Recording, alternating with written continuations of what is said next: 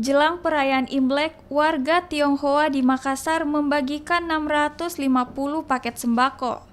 Pembagian paket sembako yang berisi beras, gula, dan minyak goreng menyasar pada warga yang kurang mampu.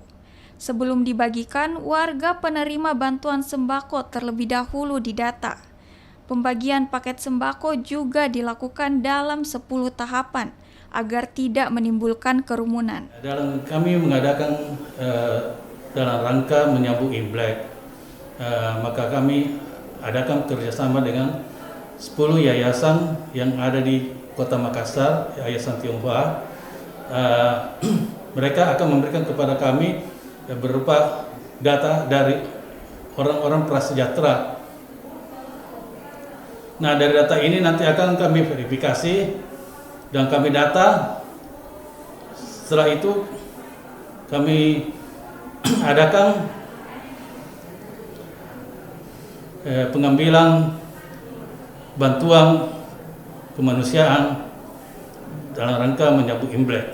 Oke, ada berapa jumlah bantuan yang diberikan ini? Total bantuan yang kami berikan sekitar 650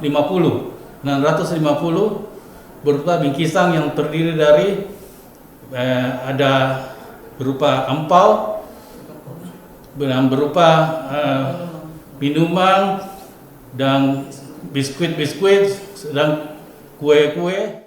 Aksi sosial berupa bantuan sembako dilakukan untuk meringankan mereka yang terdampak pandemi COVID-19 serta mempererat silaturahmi antar umat beragama di Kota Makassar. Rama Pratama, Kompas TV.